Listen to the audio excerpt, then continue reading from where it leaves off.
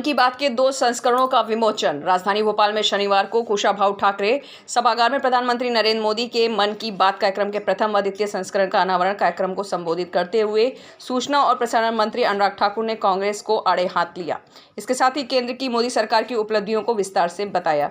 उन्होंने कहा कि दुनिया में सबसे ज्यादा महिला पायलट और सबसे ज्यादा महिला स्वयं सहायता समूह भारत में है। यह दर्शाता है कि भारत महिला सशक्तिकरण की दिशा में तेजी से आगे बढ़ रहा है। आज दुनिया में भारत का नाम पीछे चलने वाले देशों में नहीं, लीडरशिप करने वाले देशों में है। अनुराग ठाकुर ने कहा कि आज हम सबके चहेते दुनिया के सबसे लोकप्रिय नेता प्रधानमंत्री नरेंद्र मोदी के मन की बात कार्यक्रम के प्रथम एवं द्वितीय संस्करण का विमोचन करने पर गर्व की अनुभूति हो रही है। मोदी सरकार के आने से पहले कांग्रेस के शासन में देश तुष्टीकरण की राह पर चल रहा था। पीएम मोदी ने देश को वंशवाद की राजनीति से बाहर निकाला। इस मौके पर मुख्यमंत्री शिवराज सिंह चौहान ने भी मन की बात कार्यक्रम का गुणगान किया।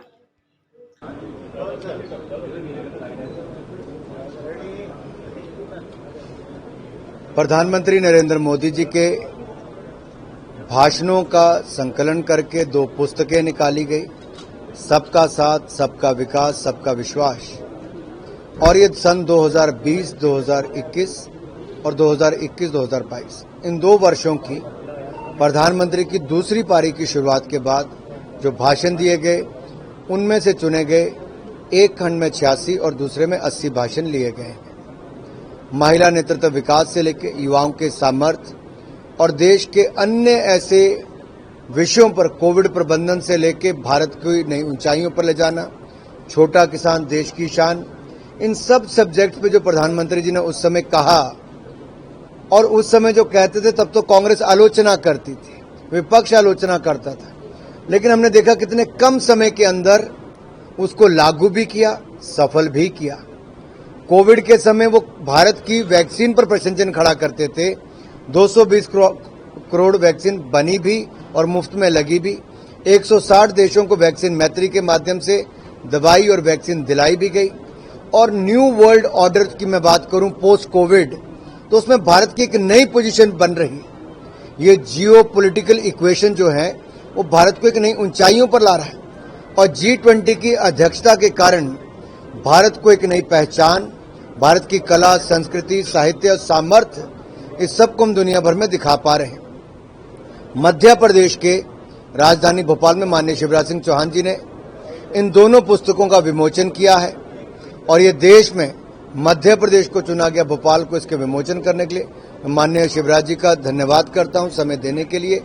लेकिन एक बात जरूर कहूंगा मित्रों, ये जो कांग्रेस कहती है, अभी भी कुछ दिन पहले राहुल जी ने कहा कि मुस्लिमों पर आक्रमण या मुस्लिमों पर प्रहार, मैं तो ये कहूंगा ये लोग तुष्टीकरण की राजनीति करते थे, परिवार तक सीमित थे। मोदी जी 140 करोड़ भारतीयों को परिवार जन लेकर चले, हर किसी की चिंता करते हैं, तभी तो सबका साथ, सबका विकास और सबका विश्वास इसी मूल मंत्र के साथ चले। अगर सही मायने में अगर ये सोचते हैं ये आक्रमण है क्या, अगर 4 करोड़ पक्के मकान मिले, उसमें बड़ी तादाद में मुस्लिम भाइयों को मिले बगैर भेदभाव के मिले, 12 करोड़ शौचालय मिले, बड़ी तादाद में मुस्लिम बहनों को मिली बगैर भेदभाव के मिले, 12 करोड़ नल से जल मिला, बड़ी संख्या मुस्लिम परिवारों को मिला, क्या इसको आक्रमण मानते हैं, वो अत्याचार मानते हैं? वो कांग्रेस तो वोट लेती रही इन सब का, किया कुछ नहीं अल्पसंख्यक के लिए। चाहे सिख हो तो उनका कत्लेआम किया, बाकी अल्पसंख्यक हो तो उनका नाम लेकर केवल वोट मांगा है। गरीबी हटाओ का नारा लेते थे, लेकिन कांग्रेस के समय गरीब मिट जाता था, गरीबी नहीं हटी। सही मायने में पिछले 9 वर्षों में 18.5 करोड़ गरीब गरीबी रेखा से बाहर आए, तो नरेंद्र मोदी जी की सरकार में उनके काम के कारण आए, ईमानदारी के कारण आए, पारदर्शिता के कारण आए हैं। तभी तो भारत दुनिया की 10वीं से सबसे 5वीं बड़ी अर्थव्यवस्था बनी है। दूसरा मैं कहना चाहता हूं, जहां पर मैं खड़ा हूं मध्य प्रदेश में, कांग्रेस का शासन यहीं पे देखिए ना जी, बीमारू राज्य कहलाता था। मैं पूछ रहा था बाहर युवाओं से कि तुम्हें पता है कि बीमारू राज्य था? कहते नहीं सर, हमारी उम्र तो 18 साल है, उससे पहले बीमारू था। आज की पीढ़ी को शायद पता नहीं होगा, जो 24-25 साल वाले भी हैं, कि मध्य प्रदेश कांग्रेस के शासनकाल में दिग्विजय के समय क्या हालत थी जी यहाँ की। इसीलिए किताबें युवाओं के लिए और शोधकर्ताओं के लिए बहुत इंपॉर्टेंट है कि वो जाने कि मोदी जो कहते हैं वो करके दिखाते हैं। और समय रहते करते हैं। धन्यवाद। भाग्य है और मैं आदरणीय अनुराग ठाकुर जी को हृदय से धन्यवाद देता हूं कि सबका साथ, सबका विकास और सबका विश्वास मन की बात के चुने हुए भाषणों का जो संग्रह है, उन 2 पुस्तकों का विमोचन मध्य प्रदेश में हुआ।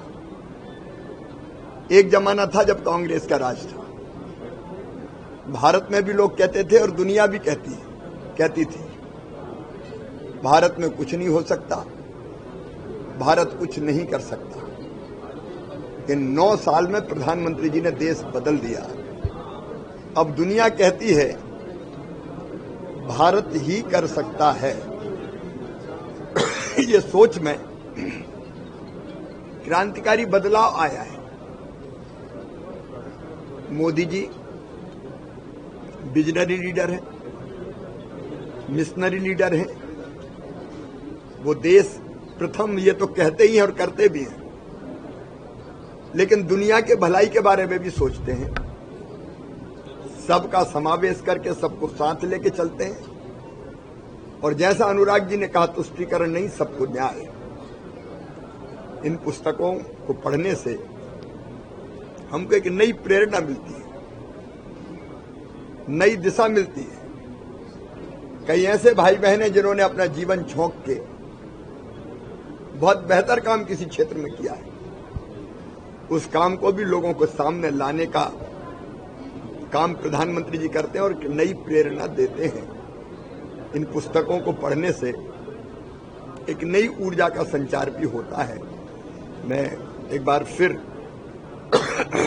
अनुराग जी को बधाई, हृदय से धन्यवाद देता हूं तो उन्होंने हमको ये सौभाग्य दिया। आज भारत में अगर 18 करोड़ लोग गरीबी के कुचक्र से बाहर आए हैं तो प्रधानमंत्री जी के आशीर्वाद से 1 करोड़ 36 लाख लोग मध्य प्रदेश के भी उसमें सम्मिलित हैं। मध्य प्रदेश में आज अगर शानदार इंफ्रा खड़ा हुआ है तो प्रधानमंत्री जी का आशीर्वाद है।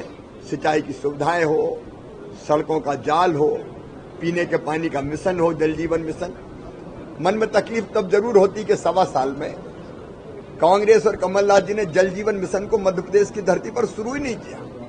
केंद्र ने पैसा भेजा, प्रधानमंत्री जी ने उनने लोगों के घरों तक पानी पहुंचाने के लिए नल लगाए ही नहीं। प्रधानमंत्री जी ने प्रधानमंत्री किसान सम्मान योजना के अंतर्गत 6,000 रुपया देने का फैसला किया किसानों को। कमलनाथ जी ने नामों की सूची ही नहीं भेजी, लाखों नाम छोड़ दिए। प्रधानमंत्री जी ने प्रधानमंत्री आवास योजना के तहत लाखों मकान दिए मध्य प्रदेश के गरीबों को, लेकिन कांग्रेस और कमलनाथ जी ने वो मकान लौटा दिए कहीं। प्रधानमंत्री जी के कारण देश भी बढ़ रहा है, मध्य प्रदेश भी बढ़ रहा है और मन की बात राष्ट्र प्रथम के भाव को जागृत करके हमको देश सेवा में लगाने की प्रेरणा देती है। इसलिए मैं एक बार फिर अनुराग जी का आभारी हूं कि उन्होंने मध्य प्रदेश पे सौभाग्य दिया।